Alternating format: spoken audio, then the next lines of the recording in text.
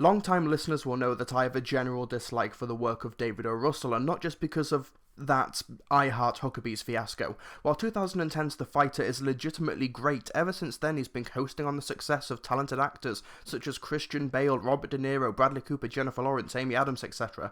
Silver Linings Playbook was a terrible attempt to portray mental illness, and American Hustle had practically no direction, as O. Russell seemed to fall asleep at the wheel and let the actors improvise for around 2 hours, to the extent where there are dozens of plot holes in that movie because the actors are literally making the story up as they go along. We also have the drastic miscasting of Jennifer Lawrence in American Hustle, who is playing someone at least 10 to 15 years older than her, and it would seem that the same thing has happened again with David O. Russell's latest movie, Joy, which is loosely based off the life of inventor and entrepreneur Joe Mangano.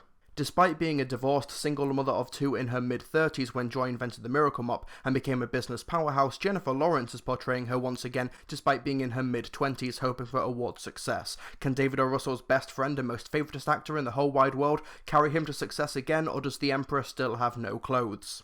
It's the late 1980s, and Joy is trying to hold together her dysfunctional family comprised of a shut-in of a mother, an obnoxious half-sister, and divorced parents. Trying to cope with her father Rudy, living in the basement with her ex-husband Tony, working with an airline company, trying to fix her deteriorating house while also looking after her 2 children. One day, Joy comes up with the concept for a special kind of mop, and starts to use money from Rudy's new lover, Trudy, to fund the enterprise, which Joy believes will earn them the money to fix all of their problems. Can Joy make the business work, or will the family that she's working so hard to keep prevent her from realizing her potential? When you think of iconic true stories that should be told on the big screen, the invention of the Miracle Mop probably is not one of those stories. However, Joy does go for a slightly broader angle by focusing on the cutthroat nature of business while being very loosely based on Joy Mangano's life. In fact, Annie Mamolo, the Academy Award nominated screenwriter of Bridesmaids, originally wrote the script, so it was more true to Joy Mangano's true story, but David O. Russell rewrote it and wouldn't even credit Mamolo for her work until the Writers Guild of America stepped in.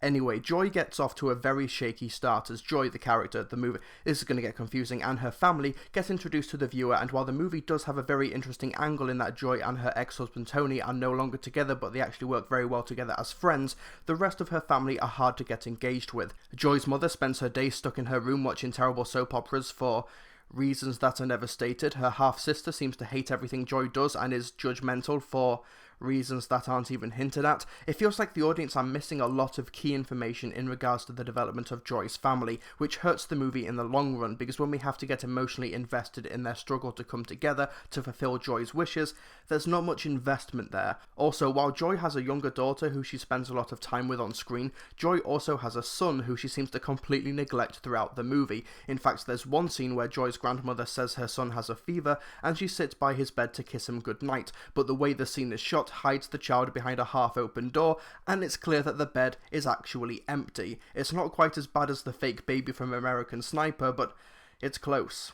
The bright spots of the family are Joy's father Rudy and Tony, who clearly hate each other but grow over the course of the story to try and help Joy, only for Rudy to throw all of his growth away at the end for reasons that are never really apparent. Yeah, to say Joy's screenplay is spotty and haphazard is kind of an understatement. One major issue with American Hustle is that there were clearly monologues and certain key moments that were scripted, but the actors basically improvised the rest. This resulted in frequent plot holes and out-of-character moments. With Joy, it's not quite as bad, but you can sense the moment a scripted monologue kicks in just to put in the trailer or for the actor's show reel. For example, Trudy randomly goes into a tirade where she asks Joy 4 oddly specific questions to determine whether or not she can handle going into business. This speech isn't even remotely in keeping with Trudy as a character. It's never brought up again despite Trudy saying that she won't forget what Joy says, and it's clearly there just to put in the trailer. It's the speech where she says that you're in a room, you got a gun, yada yada. It's basically just for the trailer. Incidentally, if you watch the trailers after seeing the movie, you'll notice there are a lot of scenes missing. You'll also see that many lines of dialogue that make no sense in the context of the movie were only included in the movie to put in the trailer. As for the characteristics of Joy, the character, she's a very compelling lead to have on screen. You feel for her as she tries to keep this dysfunctional family together and how she's being picked apart from all sides, and her frustration at the house falling apart as she struggles to pay the bills and put food on the table for her daughter. And her son, I guess, but who cares, am I right? The process of her putting the business together is also interesting to see unfold once the movie starts to kick into gear during the second act. Her using her father's auto repair shop as a factory for the mop, hiring local women to make the materials, making deals with a plastic molding company in another state, getting a second mortgage on her house to cover manufacturing costs, etc. The actual ins and outs of the creation of the miracle mop are oddly compelling. Then when Bradley Cooper gets introduced as the executive of QVC, a TV shopping network, he explains how the process works, how to sell objects to strangers over the television, and seeing it laid out in explicit detail is almost worth seeing the movie on its own. The last 2 acts of the movie are paced relatively well with appropriate highs and lows that take you on an emotional journey with Joy.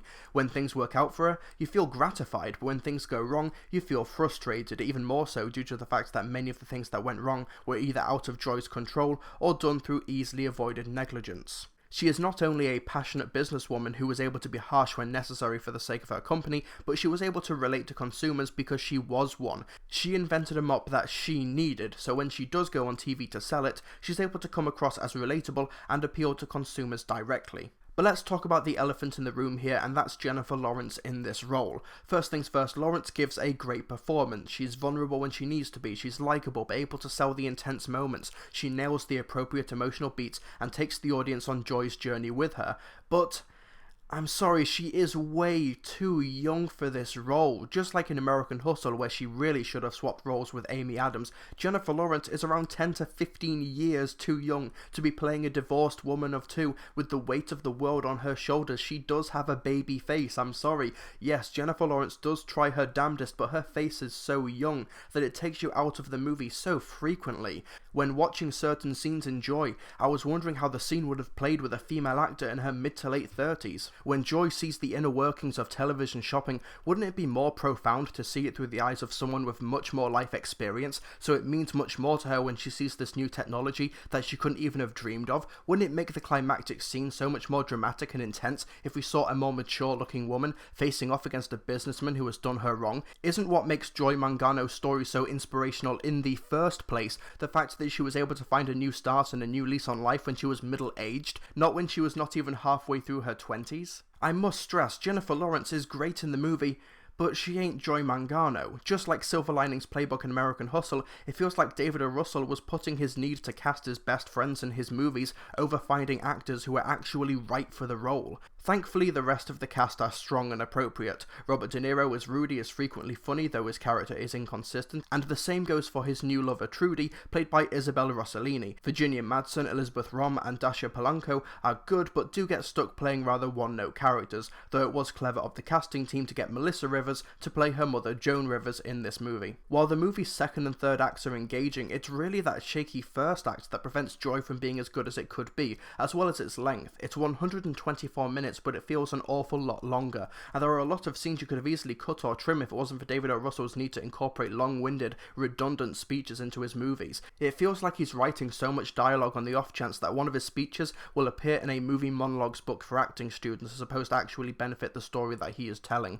Just when the story is getting engaging and the movie is picking up momentum, we get a few minutes of unnecessary fluff and filler. It's more disappointment than anything. Remove the first act of Joy entirely and you've got a much more effective movie, as well as trimming the movie's dozen endings. David O. Russell does a better job directing here than he did with Silver Linings Playbook and American Hustle, as while his tendency to favour style over substance does occasionally come into play, mostly in the first 30 to 40 minutes. Once the setup is out of the way, he does hang back and let the story tell itself, while occasionally throwing in visual flourishes when appropriate, especially during the scenes where Joy is in the television studio. The movie is also set during a time period where there are a lot of recognisable elements, but this definitely takes place 20 to 25 years in the past, if that makes sense. The costumes, sets and the makeup are strong, but the music doesn't really leave much of an impact. So after all of that, here's my conclusion. David O. Russell's latest attempt to become Martin Scorsese isn't an entirely successful one, mainly because of some of his more obnoxious traits as a director and a writer, which are still very much present,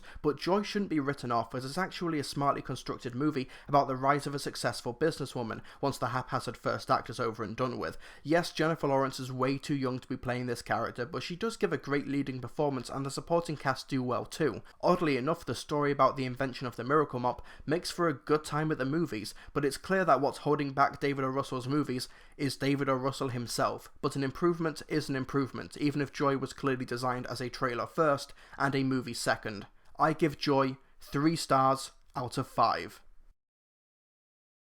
Hey folks, thanks for listening to my review. You can find these reviews a day early on my website, so be sure to visit www.trilbee.com regularly where you can find a written version. But more importantly, what did you think of the film? Be sure to let me know in the comment section below. Be sure to subscribe for more movie related analysis. Please hit that like button as it really helps me out, and you can support my content through Patreon for exclusive perks and rewards and updates. I'll see you folks next time.